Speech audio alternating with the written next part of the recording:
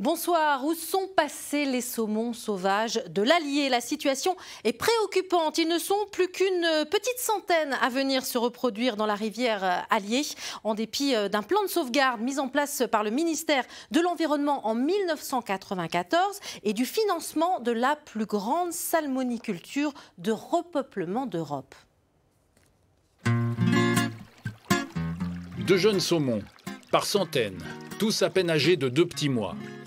D'un poids de 0,4 g, des juvéniles plongés dans le grand bain de la vie.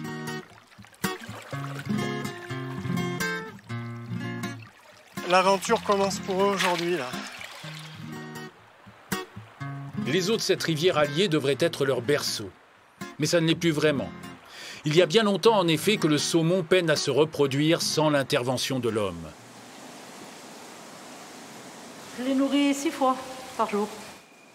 La frayère, la nurserie, la pouponnière a un nom, le Conservatoire national du saumon sauvage. Dans ces bassins remplis d'eau de l'Allier, des saumons se reproduisent, des naissances ont lieu, des centaines de milliers d'alevins y sont élevés.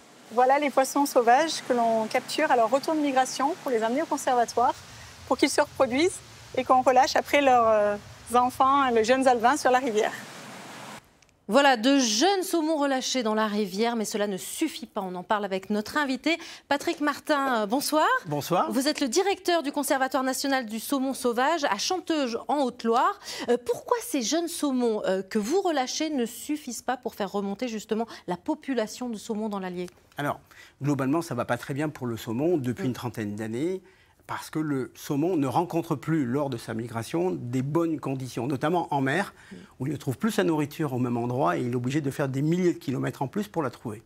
Mais sur le bassin de la Loire, et en particulier de l'Allier, on a une chute totale du nombre de saumons que l'on observe à Vichy depuis 2017, où on avait un record avec 1177 saumons, et aujourd'hui, 96. Ouais. Et l'an passé, c'était à peine 246, 264 il y a 3 ans. On était à 400 saumons il y a 5 ans et 700 saumons il y a 6 ans. Donc c'est un effondrement des populations. Il y a plusieurs facteurs. Il y a un des prédateurs du saumon, ce sont les silures, poissons douces, mais particulièrement, c'est ça, un petit peu ravageur. Oui, alors il faut considérer qu'on n'est plus dans un environnement complètement sauvage, qu'on est dans un grand jardin et qu'on a effectivement des prédateurs qui sont apparus. Et soit on décide de gérer ce jardin-là et on est obligé de réguler, notamment quand on a des présences de ces poissons-là qui ont compris que les poissons bloquaient au pied des obstacles et qu'ils étaient à même de pouvoir les manger rapidement. Donc un saumon, un silure, c'est 2 mètres de long. Oui, c'est énorme. Il faut rappeler rapidement le circuit de ces saumons sauvages. On va voir une petite carte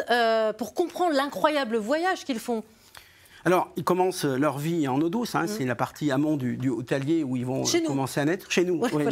Les saumons de Loire sont à 99% des Auvergnats.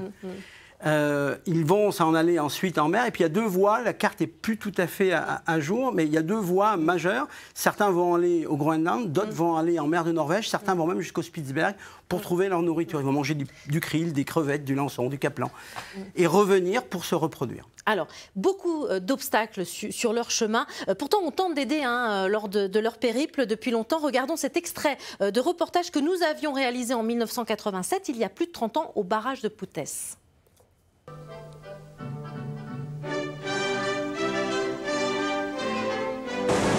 Ce mur de béton infranchissable, le barrage de Poutès, est aujourd'hui aménagé pour permettre au saumon de passer outre. Arrivé au pied de l'ouvrage, le saumon est alors attiré par un courant d'eau dans les 2 canaux faiblement inclinés qui l'attirent jusqu'à l'ascenseur.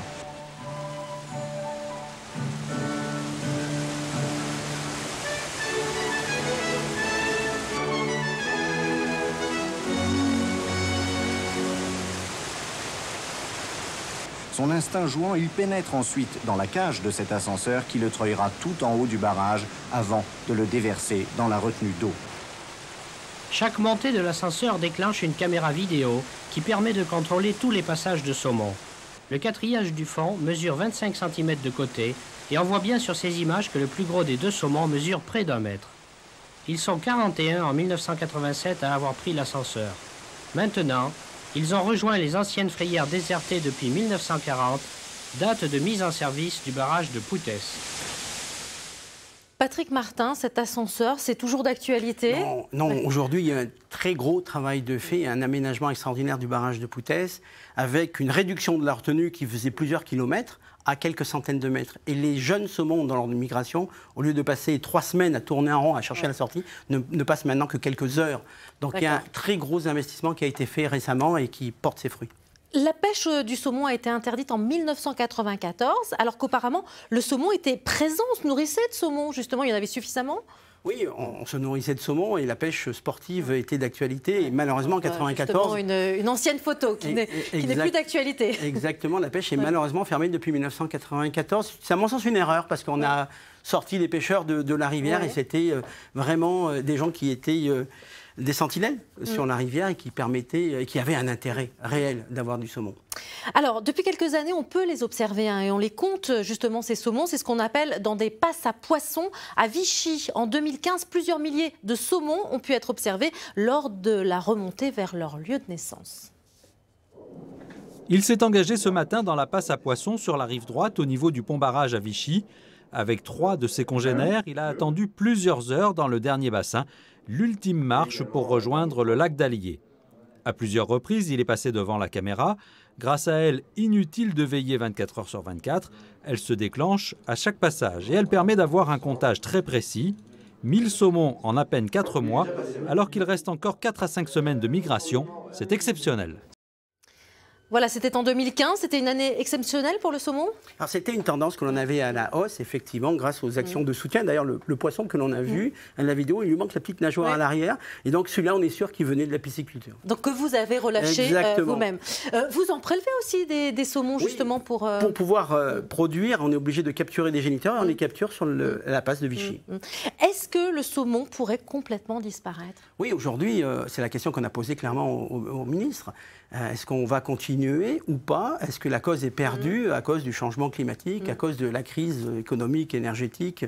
Voilà, la réponse a été non, mais on peut le voir disparaître si on ne se redonne pas les moyens et si on ne change pas de cap dans nos objectifs de gestion. Alors justement, qu'est-ce qu'il faudrait faire? Écoutez, nous, notre rôle au conservatoire, c'est de semer des graines, de semer des jeunes alevins au bon endroit et en bonne quantité. Alors quand on nous demande de les semer sur des parkings de supermarchés, comme dans la banlieue de Clermont-Ferrand, ça ne marche pas. Ça marche 10 fois moins que si on les met dans la partie amont.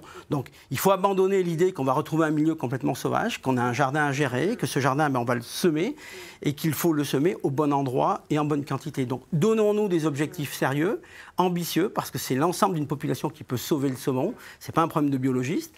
Et donnons-nous les moyens pendant la durée, parce qu'un cycle de saumon, c'est 5 ans, et il va falloir 10 ans au minimum si on repart dans ces conditions. Donc il faut un modèle économique, c'est ça, durable surtout? Alors il faut aussi un modèle économique durable, effectivement, c'est un projet initié par le ministère de l'Environnement. On s'est diversifié, on a développé plein d'activités au conservatoire, on vend même du poisson pour la table, et puis là on essaie de travailler sur... Du poisson sauvage?